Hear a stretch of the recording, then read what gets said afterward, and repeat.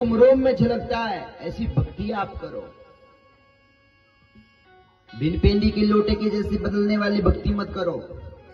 इतना बड़ा अनुष्ठान मां वैष्णवी ने क्यों करवाया? इसलिए करवाया क्योंकि आपके अंदर वो भक्ति जागृत हो। मातेश्वरी अपने चरणों से नहीं जोड़ती आपको। अरे वो तो पूरे संसार का पालन पोषण करने वाली है, जिसकी चौसर आके सभी जीव जंतु का भरण पोषण करने वाली है। बताओ, आपके एक लोटे पानी से उसका कल्याण हो सकता है क्या?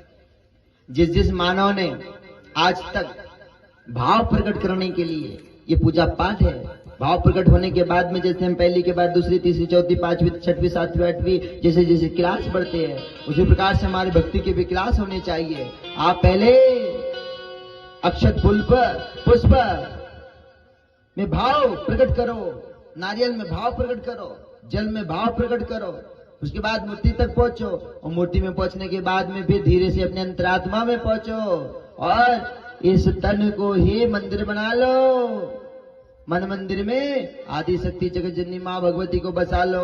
एक परम सत्य है प्यारे भक्तों। परम सत्य क्या है? 24 घंटे में एक बार परम पिता परमेश्वर, आप परमेश्वर बोलो, भगवान बोलो, मैया बोलो। मैया के चाहने वाले हम तो मैया ही कहते हैं वो शक्ति को। एक बार आपके शरीर में वो आता है महाराज, एक बार। ये सबके शरीर में आता है, ये हमारे शरीर में नहीं। और आप भी बन सकते हो, आप भी परम सत्य को जान सकते हो, आप उससे जुड़ सकते हो। बस आपको कनेक्शन भर लेने की जरूरत है। एक बार आप उसके कनेक्शन में आ गए, आपने कनेक्शन करवा लिया आपका, फिर आपको किसी लाइनमैन से डरने की जरूरत नहीं, किसी से डरने की जरूरत नहीं। कितना ही सुपरवाइजर क्यों ना आ जाए आपके आसपास, घबराने की जरूरत नहीं। बढ़िया मोटर चलने दो, कोई दिक्कत नहीं, आपका काम चलेगा। आंधी तूफान आएंगे आपके आसपास, दुनिया आपको बहलाएगी, फुसलाएगी, आपको डराएगी, सब कुछ बोलेगी, लेकिन सत्य क्या है, झूठ क्या है, आप पहचान पाओगे। तो ये आदि शक्ति जगत जननी मां भगवती है। आपका कल्याण होगा जब आप करना चाहोगे, और आप अगर नहीं करना चाहोगे तो आपका कल्याण नहीं होगा। जो यहाँ कथा पंडाल में आए हैं, श्रवण तो कर रहे हैं, लेकिन ये कान से सुन रहे हैं, इस कान से निकाल के बाहर फेंक दे रहे हैं। यही तो हो रहा है हम सभी के साथ में। टीवी में आया दिन हम देख रहे हैं महाराज, टीवी में देखते, सभी जगह पे देखते, मोबाइल में देखते, लेकिन उसके महत्व को नहीं जानते महाराज। जिसने भागवत किए उससे जाके पूछो। टेंट का खर्चा, साउंड का खर्चा, इतने बड़े अनुष्ठान का खर्चा 2, 2.5, 3 लाख रुपए जो चंदा मांग के कर ले, उसको क्या महत्व पता चलता महाराज? उसे पता नहीं चलता। लेकिन जो निजी पैसे से करा ले, दिन रात मेहनत करके कर ले, उसको पता चलता है। उससे पूछो। ये दुर्लभ है, ये सत्संग दुर्लभ है, भागवत दुर्लभ है। माँ की कथा का श्रवण करने के लिए लाखों रुपए खर्च करना पड़ता है महाराज। बड़ी दुख की बात है कि आज तक 8 सालों में यहाँ पर हर कोई आता है। कोई सिर दर्द के लिए आता है, कोई हाथ पैर दर्द के लिए आता है, कोई धन के लिए आता है, कोई दौलत के लिए आता है, कोई शादी नहीं हो रही उसके लिए आता है। लेकिन कोई, बड़ी दुख की बात है, कहना बुरा लगता है, लग रहा है किसी ने अपने आत्म शांति, जन्म मरण के चक्कर और भक्ति करने के लिए कोई आज तक यहाँ पहुंचा नहीं है। प्यारे भक्तों, आपको ये जीवन, आप इस शरीर को बचाना चाहते हो, कितने आप इंजेक्शन ले लो, कितने स्वस्थ ले लो, कितने ही इसकी रक्षा कर लो। अरे जो मरने वाला है, जो राख होने वाला है, जो खत्म होने वाला है, उसमें क्यों समय बर्बाद करवाना? प्यारे भक्तों, मृत्यु की अमानत है। बड़ी दुख की बात है। कोई ये नहीं चाहता है, उस आदि शक्ति जगत जननी मां भगवती को कोई जानना नहीं चाहता है, लेकिन हर कोई लाभ प्राप्त करना चाहता है, उसका आशीर्वाद प्राप्त करना चाहता है, लेकिन कोई भक्ति नहीं करना चाहता।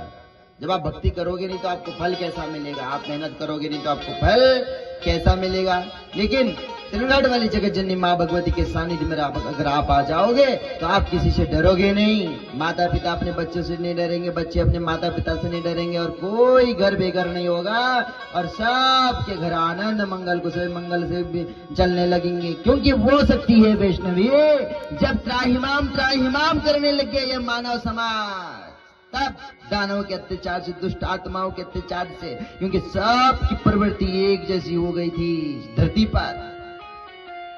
किसी का अच्छा होता नहीं देख सकते थे, किसी का आगे बढ़ना अच्छा नहीं देख सकते थे। उस समय आदि शक्ति ने अपने धर्म की रक्षा करी, और कलयुग में भी त्रिकुट पर्वत पर मेरी माँ आज भी रक्षा कर रही है। जगह जगह पर अलग अलग रूप में कन्याओं के वेश बदल बदल के आज भी महाराज मेरी माँ वैष्णवी धर्म का प्रचार प्रसार कर रही है, दीनहीन दुखी जनों का रक्षा कर रही है। आगे आगे हम कथा में भी और श्रवण करेंगे कि मेरी माँ ने कैसे कैसे अपने भक्तों की रक्षा करी है। बोल अम्बे मैया की जय।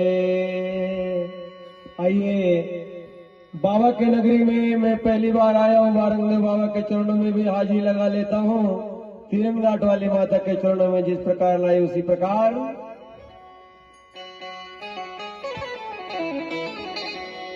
अरे बाबा तेरे द्वार पे